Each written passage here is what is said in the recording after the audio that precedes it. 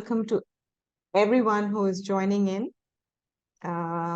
We are celebrating the International Coaching Week. So we have a whole week of speakers coming in, and we're going to have conversations around spirituality and its various facets. So we'll take a minute to welcome all the people who have signed up today and are here on the call. Lovely to meet you all. A very good evening, good afternoon, good morning, wherever you are. A pleasure to have you all on this session. I'll take a minute to just recognize people who are coming in. There's Bob from USA, Mashali from USA, Megan from Washington, and Dawn from London, Komal from Canada, Neil from Mumbai, India, Anjali from Hong Kong. So welcome everyone to the first webinar of the International Coaching Week that Coacharya is hosting. We want to kickstart today with a very, very warm welcome to Dr. Lisa Miller. I can't say how happy I am to see you here, and what an honor it is to welcome you to this webinar and have this conversation. Yeah. So before we begin, I'd like to just give some introduction to Dr. Lisa Miller and her work. She is a tenured full professor at Columbia University, Teachers College in Clinical Psychology program, and she's a founder of Spirituality Mind Body Institute. She's author of many books. Two of them, which particularly come to mind, is that of The Spiritual Child and The Awakened Brain. So we will make some reference to that as well. She has in many ways pioneered integrated treatment in wellness using spirituality. So spirituality has been integrated into the wellness programs and treatment at hospitals and wherever she's been able to bring in spirituality and wellness. So Dr. Miller, a very warm welcome. I'd like to just sort of start off. Before we started, we talked about your visit to India. So let's talk about what was it like? Because it's very recent, it's right on top of your mind. Oh, I had the most beautiful, meaningful journey through India just within the month. And I was struck that, in India, there are people of so many faith traditions, our beautiful world, religious faith traditions, and people express in the most beautiful, open way their own religious tradition and get along so harmoniously. There's, thousands of years of tradition of harmonious getting along because of, I think, lived, shared, relational spiritual values that, my creed says this and his creed says that and her creed says this, and deep within all creeds is a love of neighbor, is the golden rule: do unto others as you would have them do unto you. And people live that way. They are careful in the streets of one another. They are courteous. They are extremely polite. So there's a sense that how we treat each other really matters, and how we treat each other is a spiritual event. Thank you for sharing that, Dr. Lisa. And, oftentimes this word spirituality in itself brings up many connotations and meanings, and some of us struggle to really understand what that is. So you've been able to explore this within a scientific lens. So tell us a little bit about how should we understand this word spirituality? Well, I think to really get along with one another, as I saw in India, we need more than what people often call the positive character strengths. We need more than, basic commitment or basic forgiveness. We need a deeper resource deep within ourselves. And this deep resource, it turns out, is within every single one of us. It is our natural, innate spirituality, the capacity to know in the deepest way that each of us is a sacred being, that there is a source of life in us, through us, and around us that is sacred. And whatever one's name might be, God, Hashem, Jesus, the universe, whatever one's name of this deep ultimate source is, we're talking about the same eternal deep source. So, to your point, through the lens of science, and we have many good lenses, we have twin studies, epidemiological studies, we have MRI, brain studies. And when we use our lens of science, there are three things that we know. The first is that our beautiful faith traditions, whether I am Hindu or Muslim or Catholic or Christian, our beautiful faith traditions are a gift of our parents and grandparents, our community. They are environmentally transmitted. But spirituality is innate. And even more precisely, what do we mean by spirituality? Well, science can identify threads of lived human spiritual life. We don't define the cosmos, we don't define spirituality, but science can identify ways in which humans are endowed and can cultivate innate natural spirituality. And those two dimensions of innate lived spirituality are the capacity to be in a relationship with a transcendent presence and force, whether, again, we call that God, Hashem, Allah, Spirit, the universe, Vishnu, whatever the term may be. This capacity in us to be in relationship to a transcendent presence that is loving and good, and two, to feel that great transcendent presence in our love for one another, sisters and brothers and fellow living beings, cows and air and sun, all on earth. Transcendent relational spirituality and imminent relational spirituality. Both are forms of human innate perception. And how do we know that? We know that through a twin study. We look at twins raised together, twins raised apart, and factor out commonality in twins as a function of shared genes and environment. Spirituality, and in particular, our awakened awareness through which we have both forms of relational spirituality, is 1/3 innate. Okay, that means it's in us all. But it is 2/3 environmentally formed, which means when we're young, our parents and grandparents, and as we get older, the company we choose to keep outwardly, and the inner environment, our meditation, our service and right action, our prayer, both forms of environment shape our natural spiritual awareness. Twin studies show that.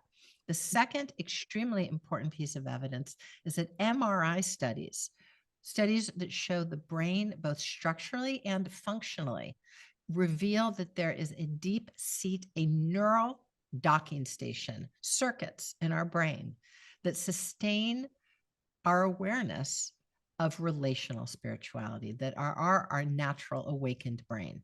And so my book, The Awakened Brain, was on the imperative of cultivating this natural neural seat. We're born with the ability to see and hear and speak. But if we don't learn a language, we never speak. And if we don't go outside and see the light, we never sharpen our eyes. We must cultivate the natural capacity for spiritual perception, meditation, prayer, service, community. And in India, that is done in multiple faith traditions. And it is done with great appreciation. It is done as a normal course of life. Why is India and all the world considered such a spiritual country?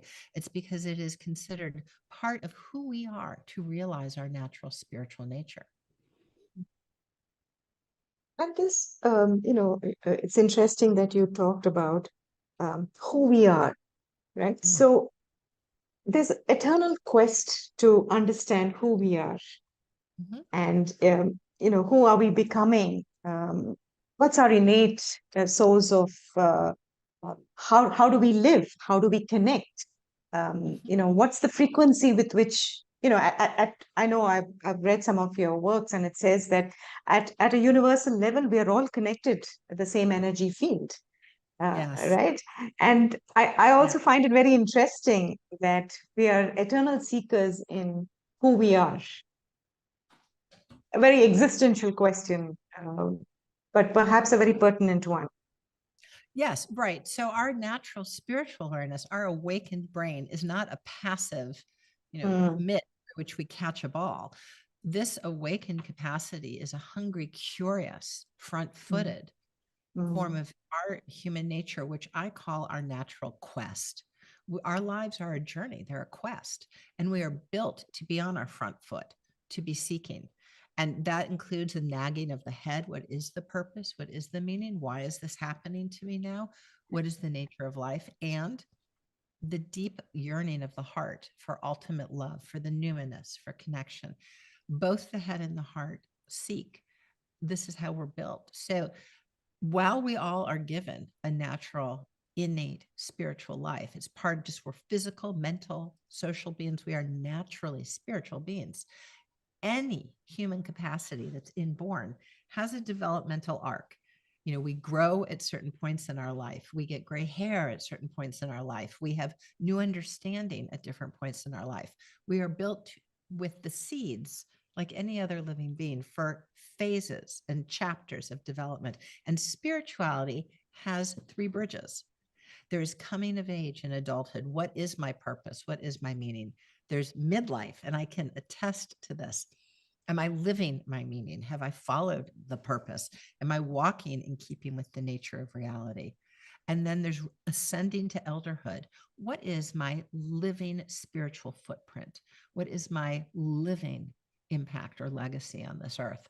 All three bridges, this booting up, expansion of our hunger and our quest, feel at first often like a half empty glass of spiritual life. What yearning, the existential confusion, the hunger, and sometimes it can be confusing. In much of the world, we confuse that with outward things as opposed to knowing, no, that's an inner growth spurt.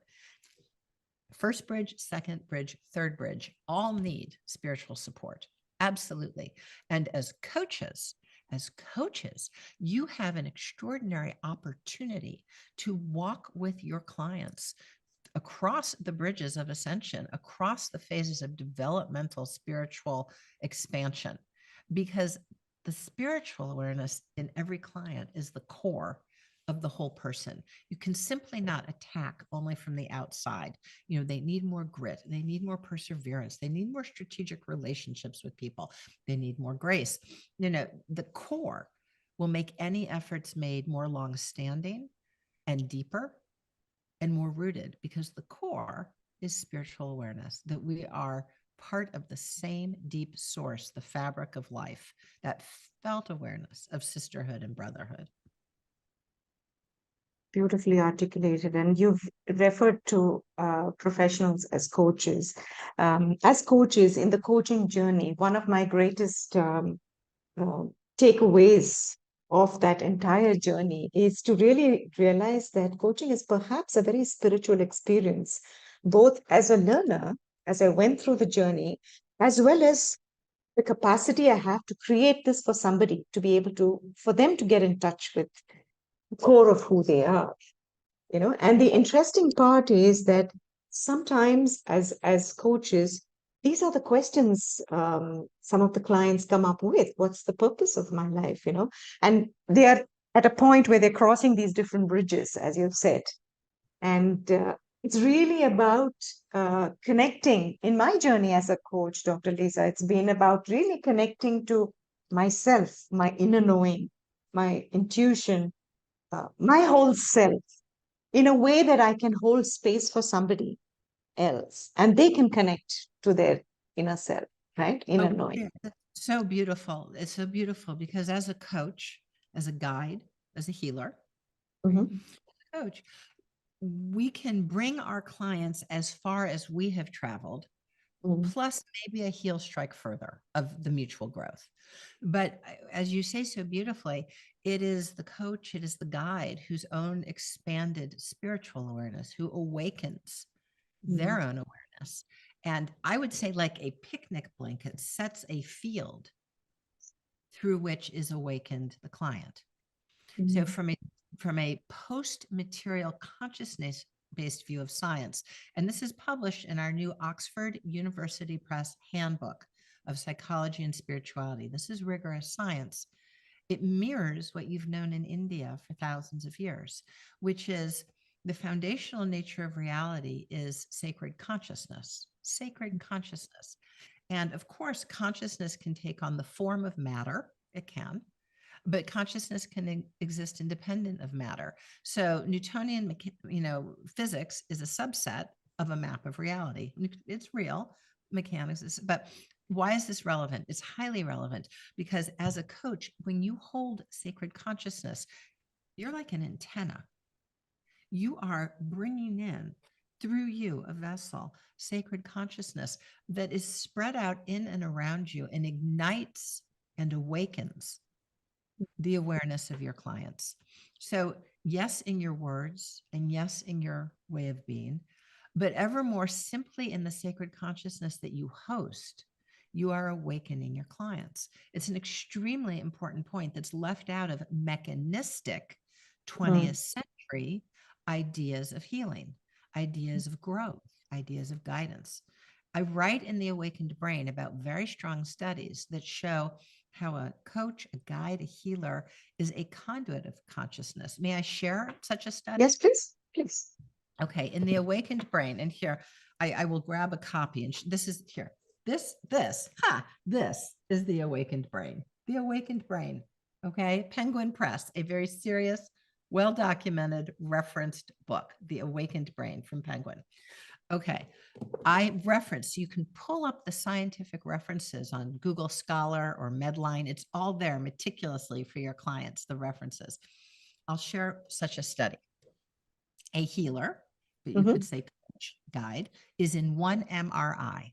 The client or the patient is in the second MRI that's located in an entirely different building.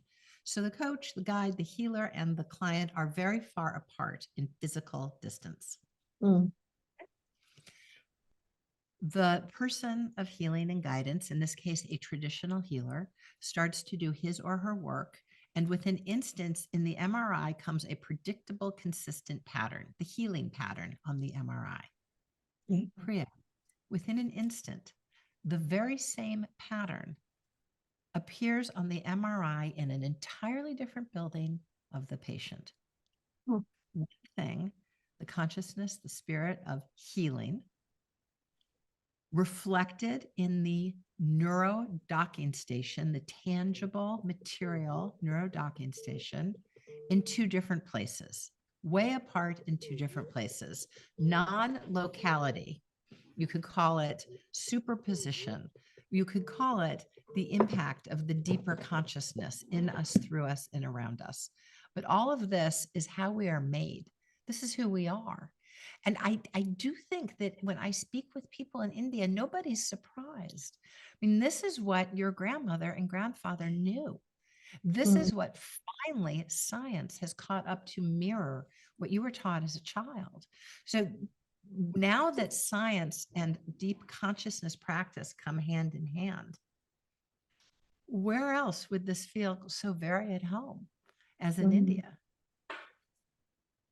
Beautiful. So you made a few references and you showed us the book, The Awakened Brain, of Dr. Lisa.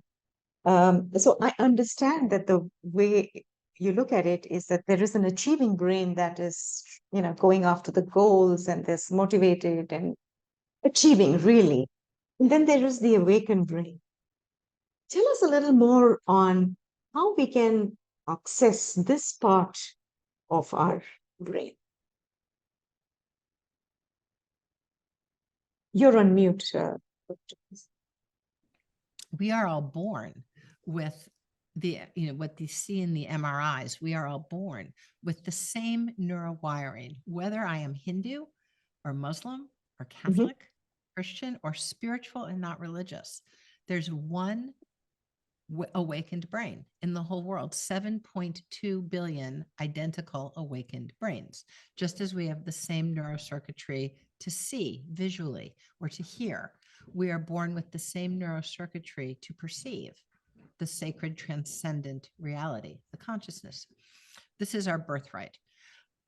And it must be cultivated because all forms of human neuro birthright must be cultivated. By way of analogy, like a muscle, we must strengthen our awakened brain. Right. So how do we do that? For some people, it is deep meditation. For some people, it's prayer. For some people, it is service, which you could say is service is meditation or prayer in action, to really love and care for one another, right action.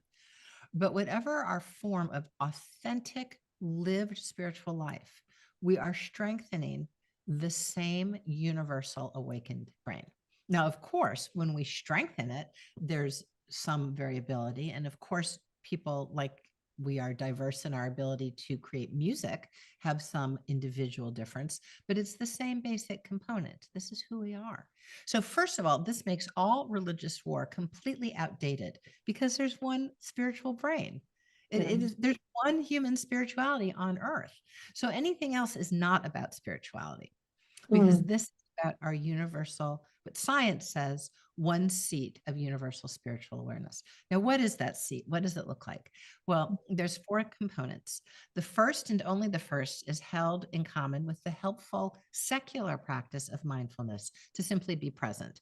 And when we are simply present, breathe, get present, we disengage the racket of the default mode network. Why did I say that to my boss? Am I going to get in trouble? Will I get the promotion? Will that check clear? Round and round and round. We can disengage the racket and be present. The 3 remaining networks are distinct and true only of our awakened awareness, of our transcendent awareness. And they are the capacity to perceive that love is a mutative force. Love is not just an emotion like happiness. Love is a transformative force. When we love, things truly change locally and non-locally, like the MRI study. Over here, things change. We enter the consciousness field.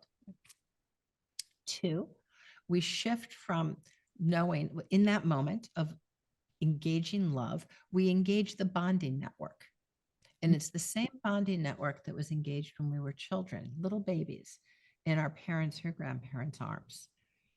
We perceive and feel and know we're loved and held by the universe, by Hashem, Allah, God, Vishnu, whoever holds us, we are loved and held.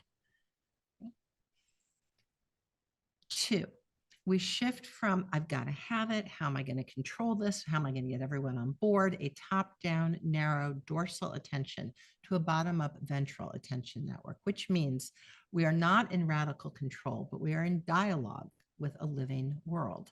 Instead of how am I going to make this happen, like a bowling alley, I've got to get spotlight attention. I've got to get this to happen. Suddenly, the floodlight comes on and we realize there's a big open door here. How might we have situational awareness to avail ourselves of the abundant generosity of life? From narrow control to a field-based awareness. And many people say the new direction pops, a shift in attention, our awakened attention. So we perceive we are loved and held, and we are guided. We're in dialogue. And finally, loved and held, guided, we are never alone. People show up in our paths today, here, you, Priya, in my life, and hopefully our community here in one another's life, their client's life. We show up as emanations, like rays of the sun, from this great source of life, creation. Again, whatever our words may be, we are able to perceive we are loved and held, guided, and never alone. We're part of one consciousness field, like rays from the sun. Never alone is the capacity to perceive in our parietal that puts in and out hard boundaries. So you are expert, elegant Priya sitting in India, and I am Lisa Miller sitting in New York. And here we are, 2 different GPS coordinates, 2 bio body suits, and part of one family of life, one field of creation. Sisters of the family. So loved and held, guided, never alone. never alone. This is how we're made. How To see beautiful. this. And yeah. And I'm, when we started off, I was just looking at all the people who were on the chat, and there was different GPs, different coordinates from all over, right? So beautiful to know that we are all in many ways one and the same. It's just beautiful. I so love looking in the chat all over Yeah. the world. And just as we're in one Zoom room and one discussion and one series of thoughts, we are literally in one consciousness being. Mm. Mm. So we are both local and non-local. Yeah. We are both distinct and part of a unitive reality. Mm. There are And some lovely questions. people get it. Everyone gets it, right? Yeah, But yeah. now it's important as coaches, as professionals, you in your journey, as you speak and walk from an awakened stance, from an awakened quest, your clients will very quickly awaken, because Mm. this is our birthright. This is our nature. This brings us into alignment with the true landscape of reality.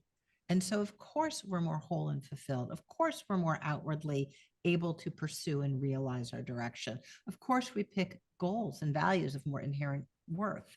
This is the nature of reality that we are built to see. And you are Mm. helping your clients realize their spiritual eyes. Yeah. Thank you. That's really it gives, I think it invites me, and I'm for all the coaches who are here, there are some of them who are not coaches, but for all the coaches here, really to say that the more we work on ourselves and our we build this muscle of spiritual practice, I think we are not only touching ourselves, but we are touching everyone around us, whoever we are in touch with, right? Whoever we speak to. And yet, Dr. Lisa, this brings up um, what shall I say, a confusion in my mind. Um, you know, the way the world is at this moment, um, there is a lot of fear. A lot of us are operating out of fear of yesterday, fear of tomorrow, fear of our neighbor. We are so fearful, and this really impacts our mental wellness, our health, in many, many ways. And I've also heard that the other side of fear is faith. Yeah. So I know that you've done a lot of work around. I remember reading somewhere that you see, for example, depression, anxiety, actually as a moment of spiritual awakening. Tell us some more about that work. Yes, it's beautiful. When we look more closely into the MRI studies and when we look more closely at long term life course studies, what we see is that the very same people to be in an awakened state who say, yes, I am in dialogue with the living, guiding source of all life, again, whatever their word may be, those people for whom that is bedrock and have a strong awakened brain, as shown in our structural MRI studies, those people, if we look back over the past 10 years, we're 250%, 2.5 times more likely to have suffered to arrive into a deep spiritual awareness, whether it was through loss or betrayal or confusion, outward events, trauma, or whether it was from inner events, one of the three bridges, the growth of our spiritual capacity through which we hunger to understand more. They had a developmental depression. A developmental depression is extremely helpful as a coach to give to your client, to say, I understand you're struggling, but this may, see a psychiatrist, get it, see if you're truly medically not well. But in 2 out of 3 cases, it turns out that actually a developmental depression is not a medical depression. It is a hunger, the growth of our spirit, our hardwired body, mind, and soul brain is knocking at the door for an expanded grasp of reality. Developmental depression is the banging at the door for an awakening, for spiritual growth. And we know this through the lens of science, long-term clinical course, as I shared with you, but so too, when we looked at people with a strong awakened brain who had a thick cortex, the cortex is processing power, across the regions of perception, reflection, and orientation, their awakened brain, the parietal, precuneus, and occipital, those people with a strong awakened brain were far more likely to have built an awakened brain through a spiritual inquiry, a spiritual struggle, a spiritual response to developmental depression.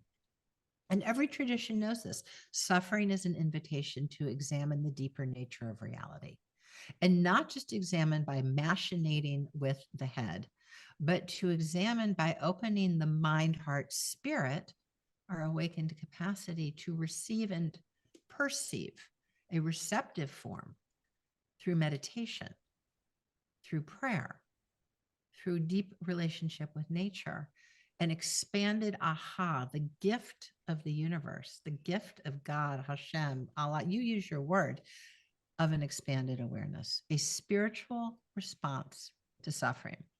And again, in our long-term studies, once a strong awakened brain is formed and practiced over time, in our study, we happened to look over 8 years. The strong cortex across the regions of the awakened brain proves neuroprotective against a subsequent depression down the road. Why? Because it now becomes a go-to seat of being, the ability to look into the world and see and know you are being guided, you are held, you are never alone. Your coach showed up for you and you show up for your client. And you help your client or you in your own path awaken to the synchronicities, the confluence in life, which is way too unprobabilistic to have happened by chance. Priya, may we even do a practice that people can then share? Please. Okay, lovely. Thank you. Thank you. This is on awakening to the confluences, the synchronicities that the sacred universe, who I call God, lays in our path. You use your word, okay? So I'm going to invite you to close your eyes. This is a 90-second practice. Take 5 breaths and clear out your inner space.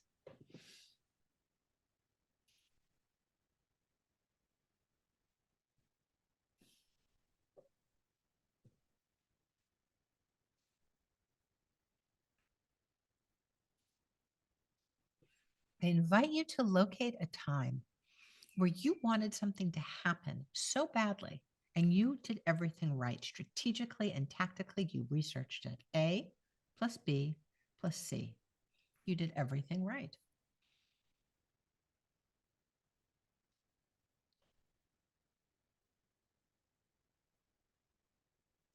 You wanted that promotion. You wanted him or her to say yes. You wanted to live in that city. You wanted your child in that school. You wanted that job.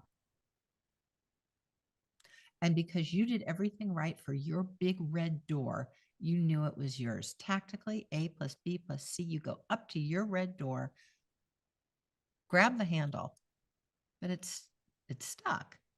You can't believe it's stuck because A plus B plus C, you had done strategically, researched everything right.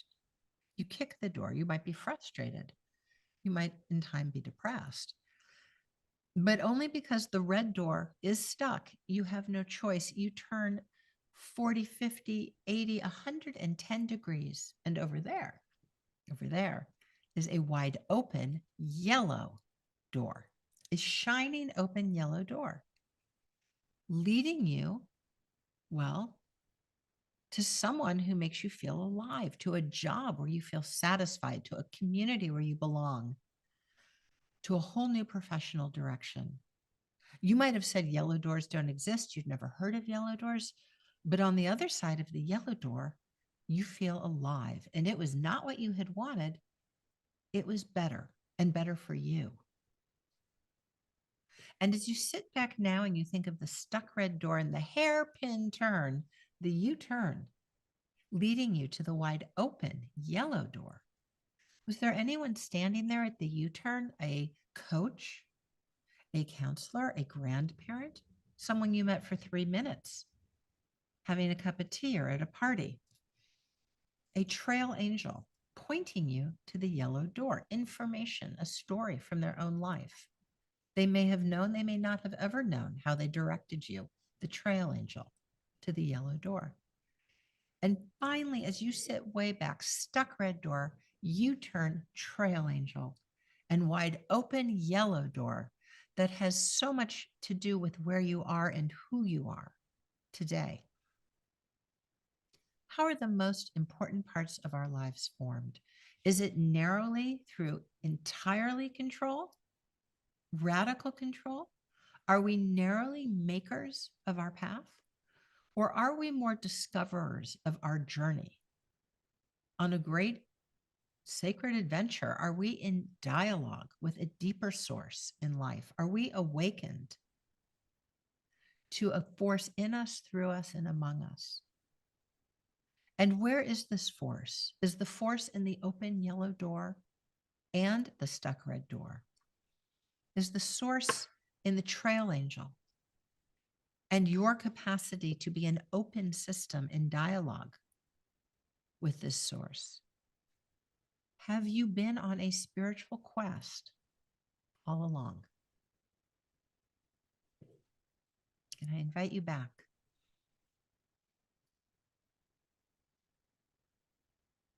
I'm also hoping that some of our audiences have also gone through this practice as you've shared. But before I lose what I gained from this exercise is that I think there was a element of searching and quest at some point in my life on where I want to, what I want to do with my life. And at the same time, I think there was a sense of surrender to what was coming my way. And it wasn't being able to, it was not about, I want to be there like this, exactly like this, but there was also a letting go or a surrender to let me see where this goes. Because everything seems to take me away from this red door and it's taking me away. And just that letting go and that surrender has probably helped me to be where I am today, because this is not what I imagined 20 years back. So just to know that sometimes, I mean, like you said, we are guided, loved and guided by something that's beyond. Perhaps we can put a transactional name or, anything to it. There's something else that's guiding us. And can we just be open to the journey, being discoverers of that journey? Yeah, that's really beautiful. Beautiful. Yes. And 20 years ago, I didn't think I'd be doing this. I had a view that at the time seemed appealing, but would not speak to me now at all. So, how very fortunate we are that we don't get our red doors, because a red door is based only on information from today backwards. Doors are entirely historically based, whether it's our parents' aspirations, our aspirations, the society as it was. Red doors are only based on old information. They're immediately outdated. But yellow doors, to which we're guided because of an awakened, inspired guidance, because we listen, we take as real the synchronicities, the trail angels. We take as real the beckoning of the yellow door and act on it. We see a synchronicity and act on it. 3 steps: see it, know it's real and valuable, and act on it. That yellow door opens to information that has yet to unfold before us. Red doors are only historical. Yellow doors lead us to places that we have yet to discover. They have information that has yet to unfold before us. So the high pixel catch of information that comes through our awakened brain is a form of information which far exceeds anything we could spin with our red doors. As a coach, when you help your client see yellow doors, when you help your client notice, take as real, and act on synchronicities, when you help your client listen to trail angels and be a trail angel, you are helping them to participate in an awakened form of living. And it changes life. It radically exponentiates our lives, but also it puts us on our true path. It puts us where we're really meant to be. Thank you for that, Dr. Lisa. And I'm going to actually invite us to a slightly different trajectory in our conversation to invite you to share your thoughts on what might be the role of spirituality in leadership at workplaces. I know there are a lot of studies being done in examining that. Would love to hear your thoughts on this. Spirituality at workplace. I will tell you that this science lands very well in top businesses. So some banks, some investment funds, places that everyone's heard of have been very open because one, it's told in the language of numbers and science, and people are data driven. People like in investment houses and banks and data driven things. But two, even equally and more importantly, actually, is that we're all naturally spiritual beings. So anyone with whom you work, anyone to whom you speak, anyone's business into whom you whose business you enter has natural spirituality. It has perhaps yet to have been engaged, or maybe they felt, ooh, I just can't talk about it here. I do that at home. But once you hold the flashlight and point the way for how natural awakened awareness can be part of any professional setting, you're shining a light that others are built and equipped to follow. It is not foreign. It's not like you're teaching them a language they've never heard before. You are helping them with what is universal and already in them to engage their core. Very often people will say, you know, I am a skeptic, I'm a hard, rigorous engineer or scientist. I only take to be real that which my left brain takes as real.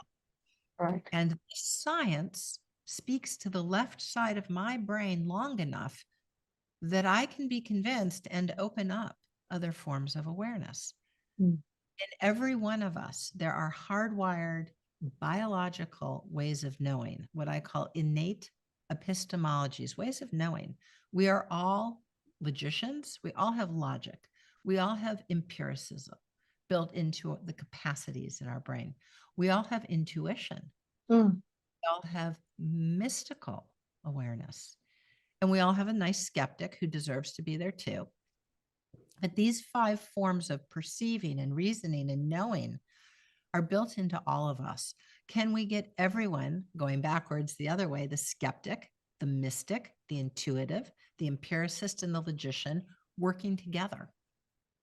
And when we do, what we see in our MRI studies is that we literally myelinate the tracks between regions of the brain, pave the highways between multiple ways of knowing, which is a far more perceptive, creative, innovative brain. Yes, much more successful in work.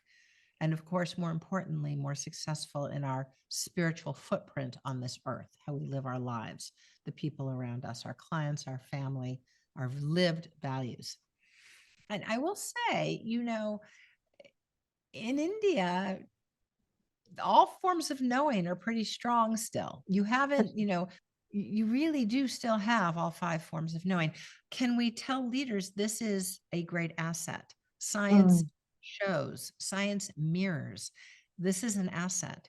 Yes, you will have a company that is more outwardly successful, that makes more money, that has people stay, less attrition, better ethics. People won't steal from you. You know, you'll have a better company, and your company will have better values long term in and of itself to be sustainable and in its outward touch on our society. So who are coaches? Coaches are spiritual leaders. You are. Now, whether you choose to say it or not say it is your choice. But whether through omission or commission, whether we choose to act on it or not, the spiritual clock runs. It's an opportunity of your client's lifetime. It's an opportunity of your lifetime. Absolutely. I could just go on and on. It's really a wonderful conversation, but I'd like to just take a step back and check in if there's some questions that come from the audience. Um, I'm just, I love questions, please, and reflections. I love this. I am so eager to know about you and your work and how spirituality has resonated in your path and in your work. yeah, so I'm going to, read out the question from Neil Mystery. He says, you spoke about three bridges. Could you please say what the third bridge was? I think he missed that. So, emerging adulthood. If you have, for instance, a child who is a college student, they might come home one day and have had a radical shift in perception. That's hardwired. The first is emerging adulthood. The second is midlife. Mhm. The third is the ascension to elderhood. Mm. I spoke within the past couple of weeks for a community of about 200 elders who had in their midlife been highly, highly productive people. And there was an awakening that they experienced in ascending to elderhood, where, yes, they cared very much about their outward impact and the capacity to see the deeper spiritual nature of life informed everything that they wanted to do with the next 15 years. Yeah. Thank you. And Barbara asks, does your book expand on the concept of developmental depression? Yes, and it's extremely important in our path. Thank you. Developmental depression Mm. is the natural human, if you will, ignition. It is the start of a spiritual surge. When we are growing spiritually, when we are body, mind, and soul, a monoist perspective, emerging to inherit the next station of our life, perhaps at midlife, perhaps as elders, we are outgrowing our old way of being. And there's a Right. profound feeling of not enoughness. Now, very often, not enoughness is taken as, oh, there's not enough out there. So at midlife, we'll often hear people say, I'm just not successful enough. I'm Mm. not where I thought I'd be. Mm. My spouse who was perfectly good 5 years ago, she, they're not good enough. I need to get divorced and trade up. My kids aren't performing well enough. If they're honest with you, the not enoughness is attributed to external, other people, job, but the not enoughness, because it was fine 5 years ago, the not enoughness is an inner feeling, an inner perception of not enoughness. And Mm. the real question is, from whence comes the not enoughness? It is an emerging sense of my way of being, my seat of perception is no longer enough. What's not enough is my way of feeling and knowing my sacred life, the universe. And the not enoughness is this developmental nagging to expand our view of who we really are in the nature of reality. This happens at midlife, and it is squarely in your work as a coach. It happens again in elderhood, and it got all set up back in emerging adulthood. Three bridges. Developmental depression cannot be skipped. It cannot be medicated away. If someone's in pain, of course, you can take medication to make pain go away, but it will not do the work of the expanded seat of spiritual awareness. It will not awaken our brain. I'll show it again. The awakened brain. Where is my there? The Yeah. awakened brain. Okay. That work is potentiated by the start, the ignition, like the start of a car for developmental depression. So depression is not being off the spiritual path. Depression is part of the spiritual path. It is the surge, it is the emergence to beckon us into an examination to expand our practice of meditation, to expand our service, to expand our reflection and reading of wise and sacred text or prayer, whatever our tradition may hold. Again, Hindu, Muslim, Catholic, Christian, Jewish, it doesn't matter. We are all born to have three bridges of developmental depression that opens into spiritual awakening if we say yes to it and do the work. Right. And that's the catchword, if we say yes to it. Yes. And my experience is working with the Gen Z, if you may call it, or a lot of work with the leaders. There is this quest for something bigger.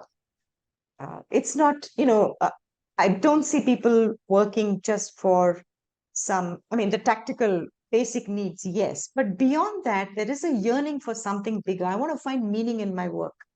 Mhm. And that's the consciousness with which I feel the current generation is operating. And I think it calls for a change in the way that we are engaging with the employees at workplace. It's an opportunity for It's an us at opportunity. to own our own Yeah. awakened heart, our own awakened vision that's in all of us, and to authorize us to speak from that place, to make decisions for our companies and our communities from that place. How lovely that we have Gen Z nagging us to say, Mm. speak from your awakened heart, because we do have Yes. one. Speak from your Right. awakened awareness, because it is there.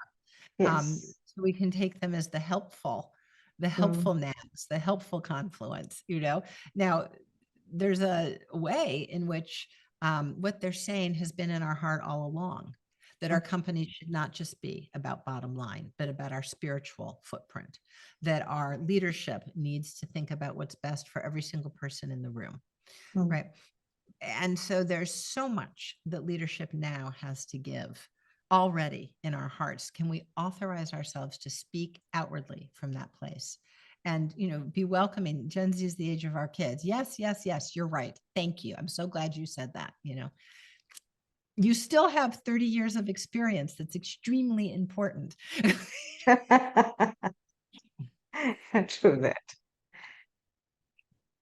I'm just looking, perhaps we have time for a quick one more question. And this is something to do with workplace.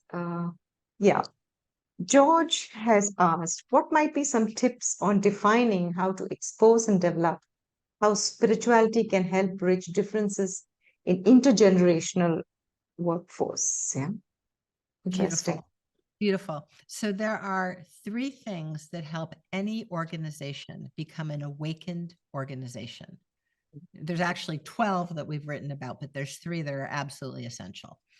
From the top down, yes, we talk about that here, a deep spiritual reality. And we do it in a way that is inclusive and pluralistic. So if someone uses their own voice from their own family, whether they are Hindu or Catholic or Muslim or Jewish or spiritual and not religious, it's a form of inclusivity. We welcome you and we talk about that here. There is, yes, an authorization of the awakened voice. Two, there is the welcoming of transcendent practice, whether it is pluralistic or we share some form of quiet, receptive practice, whatever that may be. We talk about that here, and there is a practice that you are welcome to do at the table in your office of transcendent perception. And third, there is a language that is welcomed that is universal. What does your awakened heart say about that?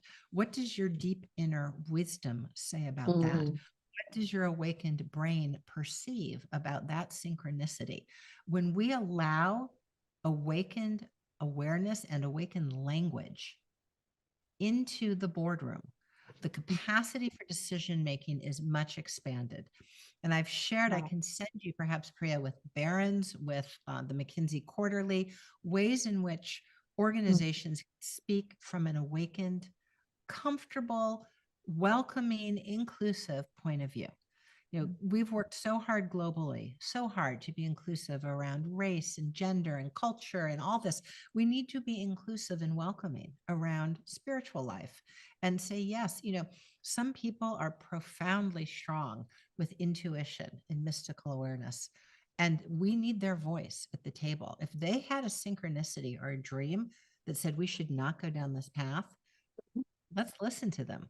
The story I often share was there was a pilot for a large international airlines who received a call Mhm. from a highly perceptive person with mystical awareness who, was put through the airlines, put through directly to the pilot and said, this number on your plane, I had a dream that the plane will crash.